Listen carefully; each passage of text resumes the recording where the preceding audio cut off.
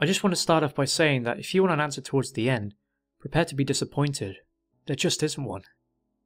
I was an intern at Nickelodeon Studios for a year in 2005 for my degree in animation. It wasn't paid, of course. I mean, most internships aren't. But it did have some perks beyond education. To adults, it might not seem like a big one, but most kids at the time would go crazy over it. Now, since I worked directly with the editors and animators, I got to view the new episodes days before they aired. I'll get right to it without giving too many unnecessary details. They had very recently made the Spongebob movie, and the entire staff was somewhat sapped of creativity, so it took them a little longer to start up the season. But the delay lasted longer for more upsetting reasons. There was a problem with the Series 4 premiere that set everyone and everything back for several months. Me and 2 other interns were in the editing room along with the lead animators and sound editors for the final cut. We received the copy that was supposed to be Fear of the Krabby Patty and gathered around the screen to watch. Now, given that this isn't the final yet, animators often put a mock title card, sort of like an inside joke for us, with phony, oftentimes lewd titles such as How Sex Doesn't Work instead of Rockabye Bivalve, when SpongeBob and Patrick are Dr. Sea Scallop. I mean, nothing particularly funny, but work-related chuckles. So, when we saw the title card, Squidward's Suicide, we didn't think it more than a morbid joke. One of the interns did a small throat laugh at it. So, the happy-go-lucky music plays as normal. The story began with Squidward practicing his clarinet, hitting a few sour notes like normal. We hear SpongeBob laughing outside and Squidward stops, yelling at him to keep it down, and he has a concert that night and needs to practice. SpongeBob says okay and goes to see Sandy with Patrick. The bubble splash screen comes up and we see the ending of Squidward's concert. This is when things began to seem a bit off. While playing, a few frames repeated themselves, but the sound doesn't, at this point, sound is synced with animation, so yes, that's not common. But when he stops playing, the sound finishes as if the skip never happened. There is a slight murmuring in the crowd before they began to boo him. Not normal cartoon booing that is common in the show, but you could very clearly hear malice in it. Squidward's in full frame and looks visibly afraid. The shot goes to the crowd with SpongeBob in centre frame, and he is too booing. Very much unlike him. That isn't the oddest thing, though. What is odd is everyone had hyper-realistic eyes, very detailed.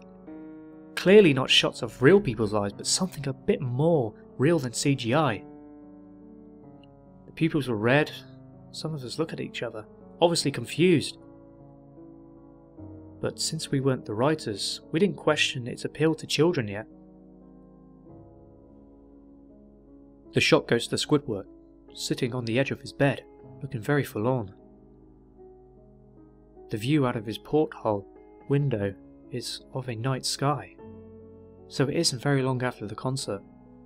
The unsettling part is, at this point, there was no sound. Literally no sound. Not even the feedback from speakers in the room. It's as if the speakers were turned off, though their status showed them working perfectly. We just sat there, blinking, in this silence for about 30 seconds. Then he started to sob softly. He put his hands over his eyes and cried quietly for a full minute more.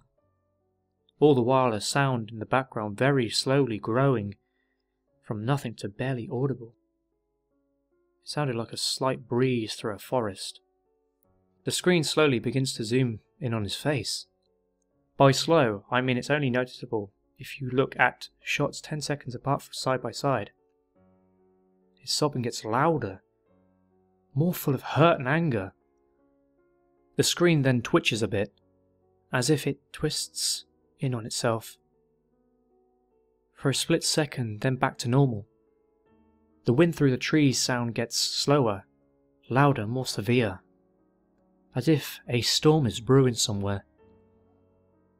The eerie part is the sound, and Squidward's sobbing sounded real. As if the sound wasn't coming from the speakers, but as if the speakers were holes the sound was coming through from the other side. As good as the sound as the studio likes to have, they don't purchase the equipment to be that good to produce sound of that quality. Below the sound of the wind and sobbing, very faint, something sounded like laughing. It came at odd intervals and never lasted more than a second, so you had a hard time pinning it. We watched this twice, so pardon me if things sound too specific, but I've had time to think about them. After 30 seconds of this, the screen blurred and twitched violently, and something flashed over the screen as if a single frame was replaced. The lead animation editor paused and rewound frame by frame. What we saw was horrible. It was a still photo of a dead child. He couldn't be more than 6 years old. The face was mangled and blooded. One eye dangled over his upturned face, popped. He was naked down to his underwear, his stomach crudely cut open and his entrails lay beside him. He was laying on some pavement that was probably a road. The most upsetting part that there was a shadow of a photographer. There was no crime tape, no evidence tags or markers, and the angle was completely off for a shot designed to be evident. It would seem the photographer was the person responsible for the child's death. We were of course mortified, but pressed on, hoping that this was some sort of sick joke. The screen flipped back to Squidward, still sobbing, louder than before, and half body in frame. There was now what appeared to be blood running down his face from his eyes. The blood was also done in hyper-realistic style, looking as if you touched it you'd get blood on your fingers. The wind sounded now as if it were that of a gale blowing through the forest. There were even snapping sounds of branches, the laughing, a deep baritone lasting at long intervals and coming more frequently. After about 20 seconds, the screen again twisted and showed a single frame photo. The editor was reluctant to go back. We all were, but he knew he had to. This time the photo was that of what appeared to be a little girl, no older than the first child. She was laying on her stomach, her barrettes in a pool of blood next to her. Her left eye was too popped out, and popped, naked except for underpants. Her entrails were piled on top of her, above another crude cut along her back. Again, the body was on a street and the photographer's shadow was visible. Very similar in size and shape to the first. I had to choke back vomit. The only female in the room ran out. The show resumed. About 5 seconds after the second photo played, Squidward went silent, as did all sound, like it was when the scene started. He put his tentacles down and his eyes were now done in hyper-realism, like the others were in the beginning of the episode. They were bleeding, bloodshot, pulsating. He just stared at the screen, as if watching the viewer. After about 10 seconds, he started sobbing, this time not covering his eyes. The sound was piercing and loud, and most fear-inducing of all is the sobbing mixed with the screams. Tears and blood were dripping down his face at a heavy rate. The wind sound came back, and so did the deep voice laughing, and this time the still photo lasted for a good 5 frames. The animator was able to stop it on the 4th and backed up. This time the photo was of a boy, about the same age. This time the scene was different. The entrails were just being pulled out from the stomach wound by a large hand. The right eye popped and dangling, blood trickling down it. The animator proceeded.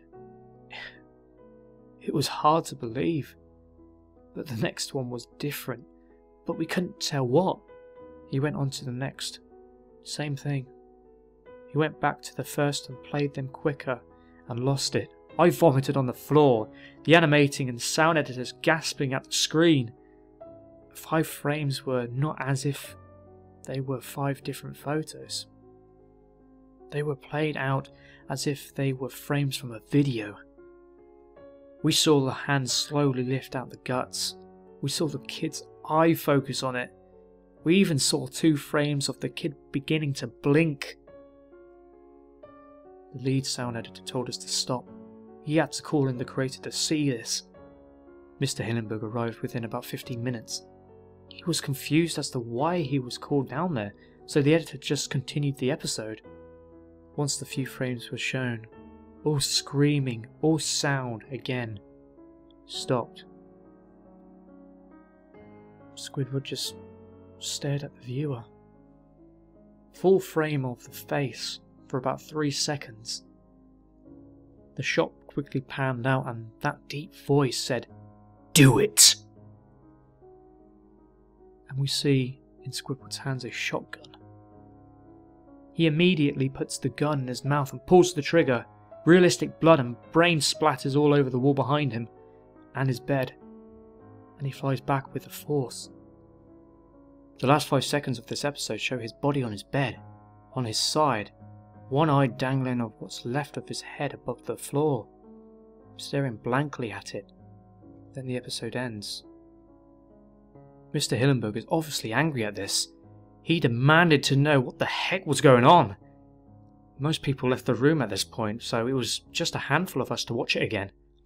Viewing the episode twice only served to imprint the entirety of it in my mind and caused me horrible nightmares.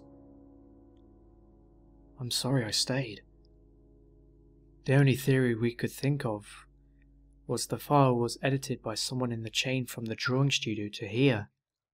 The CTO was called in to analyse what happened. The analysis of the file did show it was edited over by new material.